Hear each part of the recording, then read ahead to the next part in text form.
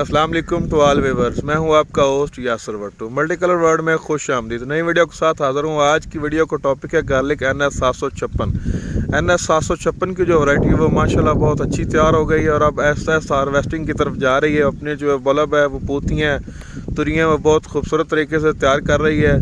तो उस हवाले से मैं आप दोस्तों को आगाह कर दूँ, इन दिनों जो आपने उसकी केयर करनी है, जो उसको किस तरह पानी लगाना है। तो जी फ्रेंड्स, आप देख सकते हैं कि ये मेरी गार्लिक NS 756 की वैरायटी है। इसके लिए बेहतरीन है कि आप इसको 1 से 2 या 3 बल्कि 2 से 3 स्प्रे जो है ना वो 5-5 दिन के वक्फे से अमाइनो एसिड के या पोटाश, हमारे पास यासर एग्रो केमिकल की जो पोटाश है वो ग्लूकोज सुपर के नाम पे बेहतरीन है। उसके स्प्रे करें, रिपीट करें 5-5 दिन से, क्योंकि इन दिनों जो इसकी ये भूखें हैं वो खुश्क होना शुरू हो गई हैं।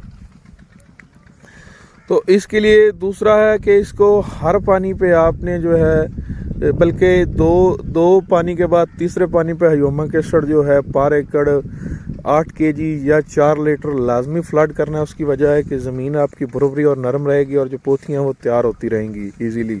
तुरियाँ आपके जो बल्ब हैं वो बहुत अच्छे तैयार होंगे। और उस हवाले से दूसरी बात ये है कि अब आपको इसे इतनी खुश्की नहीं देनी, मतलब कि इस ज़मीन को खुश्क नहीं होने देना, इसे वत्तर की कंडीशन में रखना है।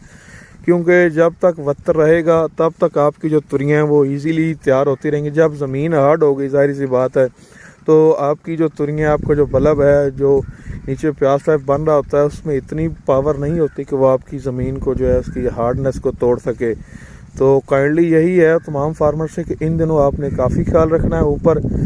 और जैसे कि देखने का इसकी जो भूखें हैं वो खुश्क होना शुरू हो गई हैं, लेकिन इसे जब देखें कि ये ज़्यादा से ज़्यादा 1 हफ्ते या 2 हफ्ते बाद ये मुकम्मल खुश्क हो जाएंगी, तब आपने 500 ml पर एकड़ जो है बुरान लाजमी स्प्रे करना है, ताकि इसका जो ज़ाइलम जो फ्रूट जिसका पत्ते में खुराक खड़ी है वो भी सारी की सारी नीचे चली जाए। तो इन दिनों आपने वत्तर का काफ़ी ख्याल रखना है।